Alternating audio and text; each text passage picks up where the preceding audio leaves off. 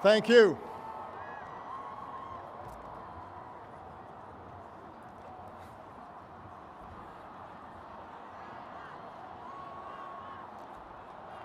Thank you. Thank you so much. Vice President Biden, Mr. Chief Justice, members of the United States Congress, distinguished guests, and fellow citizens. Each time we gather to inaugurate a president, we bear witness to the enduring strength of our Constitution. We affirm the promise of our democracy. We recall that what binds this nation together is not the colors of our skin or the tenets of our faith or the origins of our names. What makes us exceptional, what makes us American, is our allegiance to an idea articulated in a declaration made more than 2 centuries ago.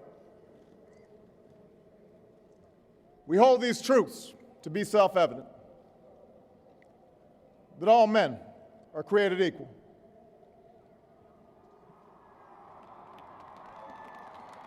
that they are endowed by their Creator with certain unalienable rights, that among these are life, liberty, and the pursuit of happiness. Today, we continue a never-ending journey to bridge the meaning of those words with the realities of our time. For history tells us that while these truths may be self-evident, they have never been self-executing. That while freedom is a gift from God, it must be secured by His people here on earth. The patriots of 1776 did not fight to replace the tyranny of a king with the privileges of a few or the rule of a mob. They gave to us a republic, a government of and by and for the people, entrusting each generation to keep safe our founding creed. And for more than 200 years we have. Through blood drawn by lash and blood drawn by sword, we learned that no union founded on the principles of liberty and equality could survive half slave and half free. We made ourselves anew and vowed to move forward together. Together, we determined that a modern economy requires railroads and highways to speed travel and commerce, schools and colleges to train our workers. Together, we discovered that a free market only thrives when there are rules to ensure competition and fair play. Together, we resolved that a great nation must care for the vulnerable and protect its people from life's worst hazards and misfortune.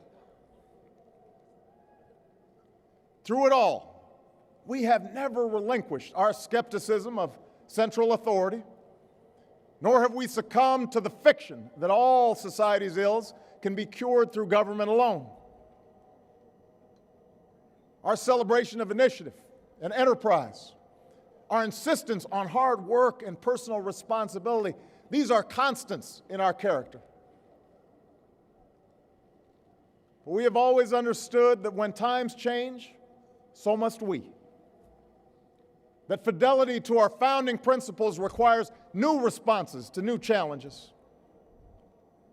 That preserving our individual freedoms ultimately requires collective action.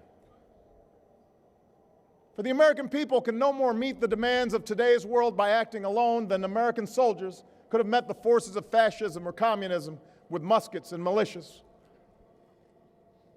No single person can train all the math and science teachers we'll need to equip our children for the future, or build the roads and networks and research labs that will bring new jobs and businesses to our shores.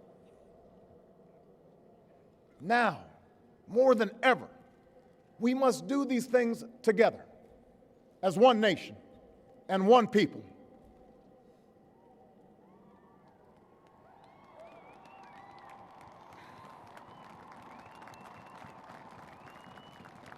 This generation of Americans has been tested by crises that steeled our resolve and proved our resilience. A decade of war is now ending.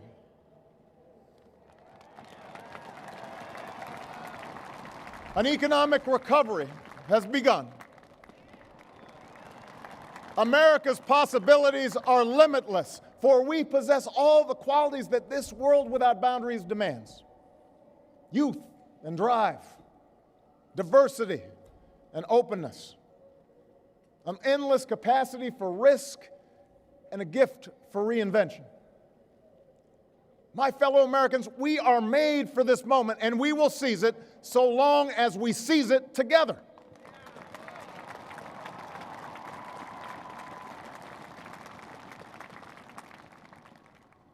For we, the people, understand that our country cannot succeed when a shrinking few do very well and a growing many barely make it. We believe that America's prosperity must rest upon the broad shoulders of a rising middle class. We know that America thrives when every person can find independence and pride in their work, when the wages of honest labor liberate families from the brink of hardship. We are true to our creed when a little girl born into the bleakest poverty knows that she has the same chance to succeed as anybody else because she is an American, she is free, and she is equal not just in the eyes of God, but also in our own.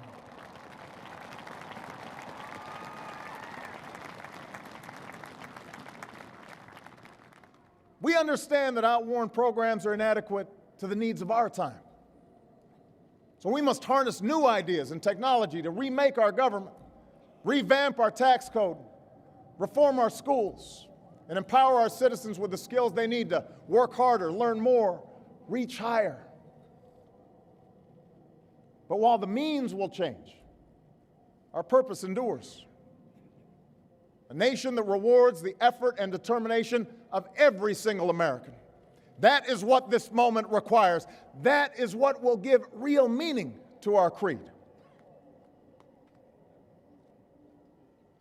We, the people, still believe that every citizen deserves a basic measure of security and dignity.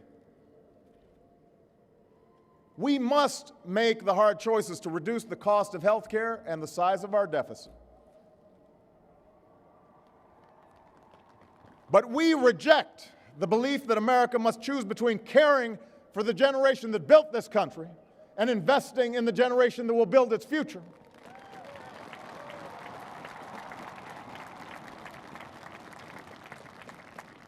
For we remember the lessons of our past, when twilight years were spent in poverty and parents of a child with a disability had nowhere to turn. We do not believe that in this country freedom is reserved for the lucky or happiness for the few. We recognize that no matter how responsibly we live our lives, any one of us, at any time, may face a job loss or a sudden illness or a home swept away in a terrible storm. The commitments we make to each other through Medicare and Medicaid and Social Security, these things do not sap our initiative, they strengthen us. They do not make us a nation of takers, they free us to take the risks that make this country great.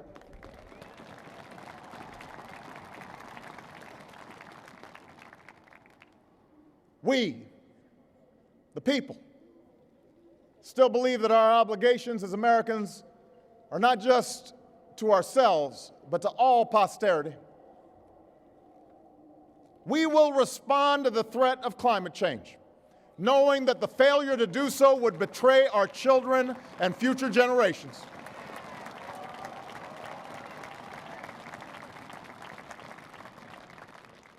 Some may still deny the overwhelming judgment of science, but none can avoid the devastating impact of raging fires and crippling drought and more powerful storms. The path towards sustainable energy sources will be long and sometimes difficult. But America cannot resist this transition. We must lead it. We cannot cede to other nations the technology that will power new jobs and new industries. We must claim its promise. That's how we will maintain our economic vitality and our national treasure. Our forests and waterways, our croplands and snow-capped peaks. That is how we will preserve our planet, commanded to our care by God. That's what will lend meaning to the creed our fathers once declared. We, the people, still believe that enduring security and lasting peace do not require perpetual war.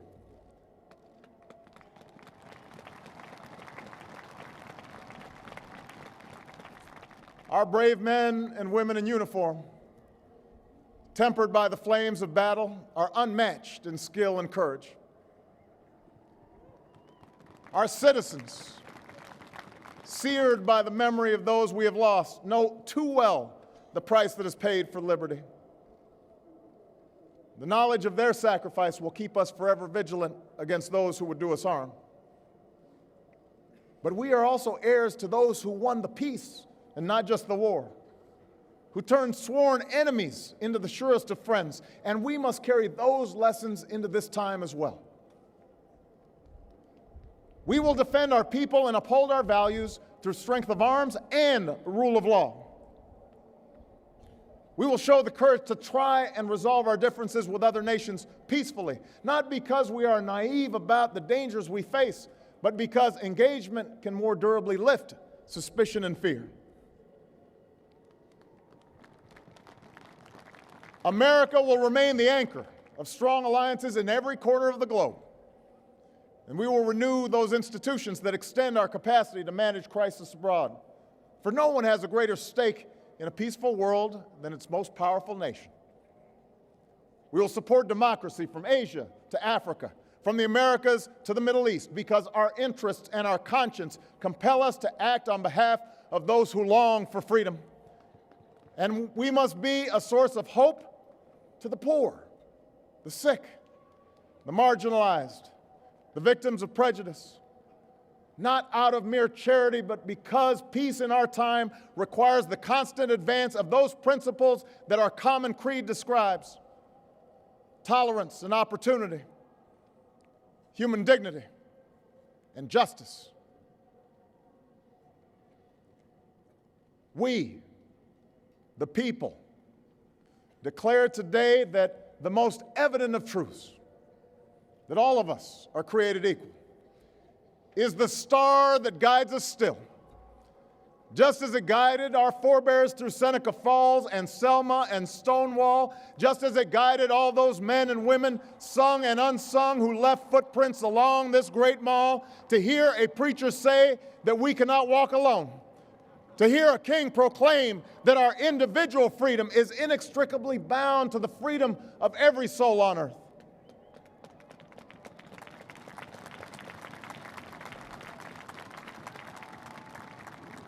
It is now our generation's task to carry on what those pioneers began. For our journey is not complete until our wives, our mothers, and daughters can earn a living equal to their efforts.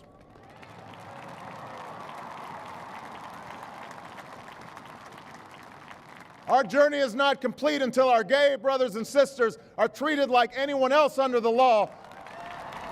For if we are truly created equal, then surely the love we commit to one another must be equal as well. Our journey is not complete until no citizen is forced to wait for hours to exercise the right to vote. Our journey is not complete until we find a better way to welcome the striving, hopeful immigrants who still see America as a land of opportunity, until bright young students and engineers are enlisted in our workforce rather than expelled from our country.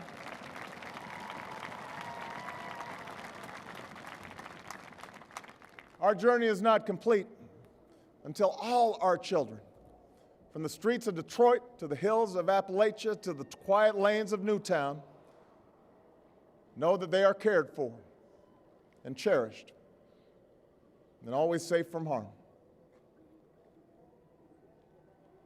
That is our generation's task, to make these words, these rights, these values of life and liberty and the pursuit of happiness real for every American. Being true to our founding documents does not require us to agree on every contour of life. It does not mean we all define liberty in exactly the same way or follow the same precise path to happiness. Progress does not compel us to settle centuries-long debates about the role of government for all time, but it does require us to act in our time.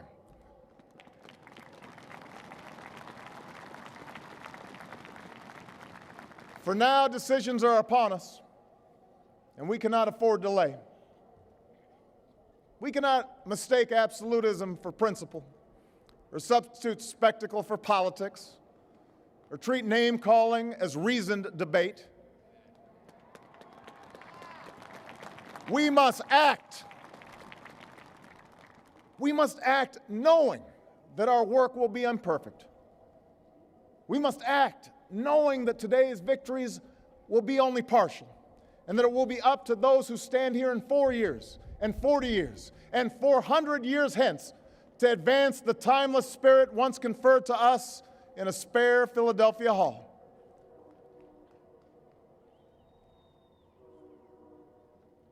My fellow Americans, the oath I have sworn before you today, like the one recited by others who serve in this Capitol, was an oath to God and country, not party or faction. And we must faithfully execute that pledge during the duration of our service. But the words I spoke today are not so different from the oath that is taken each time a soldier signs up for duty, or an immigrant realizes her dream. My oath is not so different from the pledge we all make to the flag that waves above and that fills our hearts with pride. They are the words of citizens, and they represent our greatest hope. You and I, as citizens, have the power to set this country's course. You and I, as citizens, have the obligation to shape the debates of our time, not only with the votes we cast, but with the voices we lift in defense of our most ancient values and enduring ideals. Let us, each of us now, embrace with solemn duty and awesome joy what is our lasting birthright. With common effort and common purpose, with passion and dedication, let us answer the call of history and carry into an uncertain future that precious light of freedom. Thank you, God bless you, and may He forever bless these United States of America.